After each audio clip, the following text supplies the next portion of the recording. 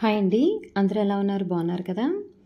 ఇక్కడొచ్చేసి నేను షర్వానీకొచ్చేసి ఝాన్సీ లక్ష్మీబాయి వేషం అనేది వేశానండి. అంటే ఇక్కడ ఇండిపెండెన్స్ డే అనేది వచ్చింది. సో సెలబ్రేషన్ కోసం ఏదో ఒకటి వేయండి అని చెప్పారు పాపకి వేషం అనేది.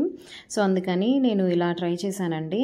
అయితే ఇందుకోసం నేను మనం చిన్నపిల్లలకంటే మనం పెద్ద శారీస్ కడతాం కదా. సో ఇవి చాలా పొడవుగా ఉంటాయి. సో వీళ్ళకి తీసుకునేటప్పుడు ఏంటంటే మనం కొంచెం పల్చగా ఉన్న శారీస్నే ప్రిఫర్ చేస్తే బెటర్ అండి. సో ఇదేంటంటే నేను దీనికి ముందుగా వేరే శారీని చూశానండి. ఆ శారీ ఎలా ఉందంటే మనం కట్టడానికి కొంచెం పిల్లలకి బాగా ఎత్తుగా వచ్చేసింది. సో అందుకని నేను లాస్ట్ మినిట్లో మళ్ళీ ఈ శారీని చేంజ్ చేయాల్సి వచ్చింది. సో ఇది వచ్చేసి చాలా పల్చగా తనకి చూడండి, ఇక్కడ నాట్ వేశాను కదా నడుము దగ్గర. సో పల్చగా ఉండేసరికి నీట్గా వచ్చేసింది.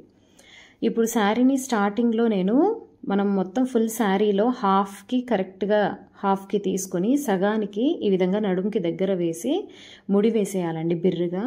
సో ముడి వేసిన తర్వాత ఇక్కడ చూపించాను కదండి, ఇలా మనము కింద వైపు నుంచి పాపకు లెఫ్ట్ లెగ్ అంటే ఎడమ కాలు వైపుకి ఈ విధంగా మనము ఈ లెఫ్ట్ సైడ్కి ఈ క్లాత్ని అనేది బయటికి తీయాలి. అంటే హాఫ్ ఆఫ్ ద పార్ట్ ఉంటుంది కదా శారీలో. సో దాన్ని ఇలా బయటికి తీసి ఈ బ్యాక్ సైడ్ అనేది మనము యాక్చువల్గా ధోతీలోకి వెనక వైపు దోపుతారు కదండి, అలా దోపడం అనేది లేకుండా, అంటే శారీ పొడవు ఎక్కువగా ఉంది కాబట్టి అక్కడ నేను ఫ్రిల్స్ లాగా పెట్టానండి.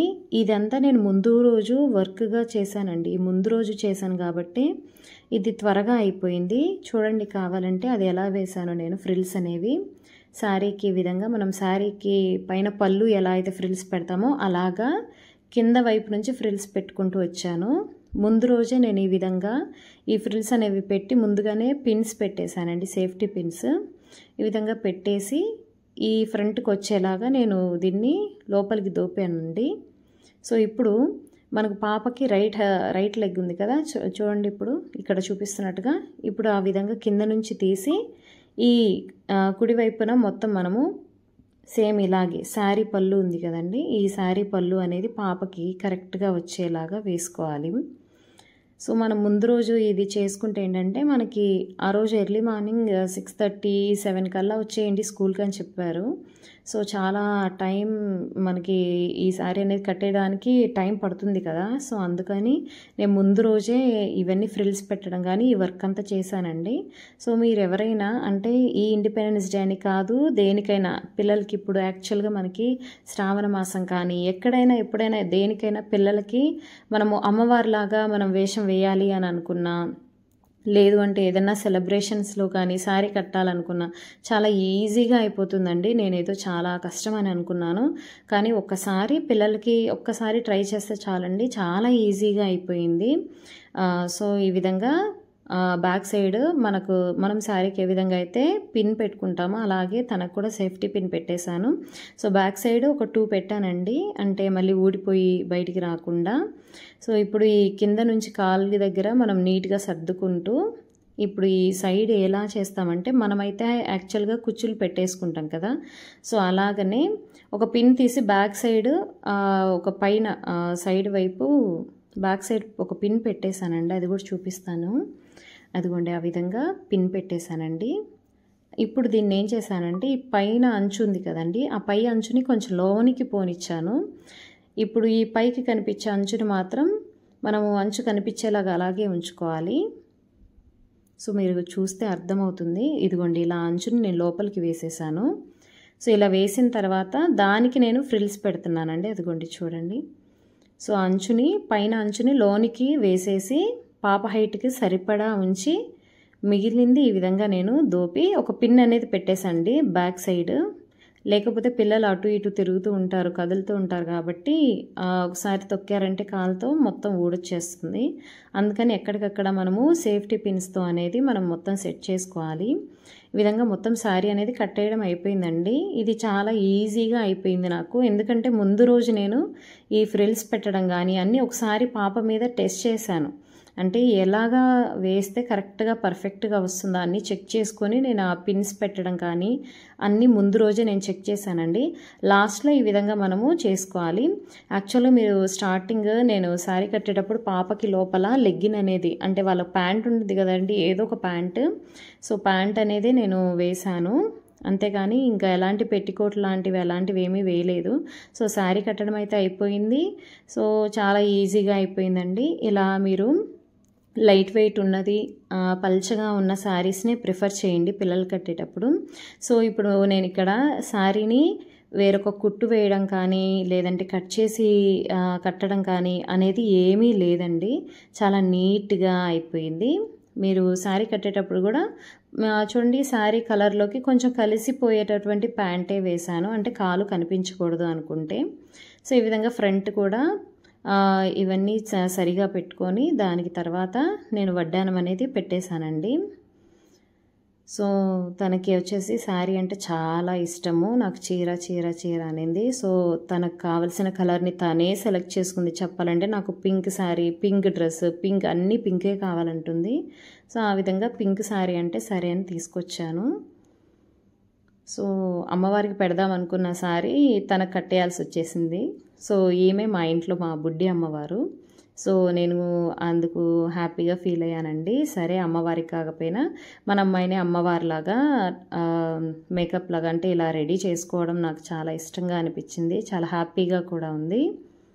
సో ఈ విధంగా తనకి ఈ విధంగా రెడీ చేస్తుంటే నాకేదో రుద్రమదేవి వేస్తున్నానని లేదంటే ఝాన్సీ లక్ష్మీబాయి లాగా నేను రెడీ చేస్తున్నా అన్న ఫీలింగ్ నాకైతే లేదు. అమ్మవారిని నేను రెడీ చేసుకుంటున్నాను ఆ ఫీలింగ్ వచ్చేసిందండి. చాలా హ్యాపీగా అనిపించింది. మా పాప కూడా చాలా హ్యాపీగా ఫీల్ అయ్యింది తను చీర కట్టుకుంది అని. సో ఆ పైన బ్లౌజ్ వచ్చేసండి మనం నార్మల్గా లంగా జాకెట్ వస్తుంది కదా బయట, అంటే లంగా జాకెట్ కొనుక్కొని ఉంటాం కదా, సో దాన్ని నేను జాకెట్గా వేసేసాను. ఇప్పుడు ఈమెకి ఇంట్లో ఉన్నాయన్నీ వడ్డానం కానీ నగలు కానీ అన్నీ ఓల్డ్ టైపే అన్నీ వేసానండి. ఇంకొకటి తనకి ముక్కు పుడక కూడా తెచ్చానండి, పెద్దది అమ్మవారికి పెట్టినట్టే పెట్టాలి అని చెప్పేసి నేను అన్నీ అలాగే తీసుకొచ్చాను. ఇంకా ఇక్కడ మెయిన్గా గాజులండి. గాజులు వచ్చేసి తన శారీ కలర్కి మ్యాచింగ్ ఉండేలాగా గ్రీన్ అలాగే పింక్ తీసుకొచ్చాను. సో ఇప్పుడు వచ్చేసి నెక్స్ట్ బొట్టు అండి. సో దీనికి కొంచెము అంటే ఇది ఎప్పుడైనా శారీ మీదకి పెద్ద బొట్టు ఉంటే చాలా బాగుంటుంది, అందుకని చెప్పి తన శారీ కలర్కు తగ్గట్టుగానే నేను కూడా పింకే పెట్టాను. ఆ తర్వాత తనకి ఇక్కడ రాణికి ఈ విధంగా అర్ధచంద్రాకారం ఉంటుంది కదండి బొట్టు, సో అందుకని చెప్పేసి హాఫ్గా అలా పెట్టేశాను.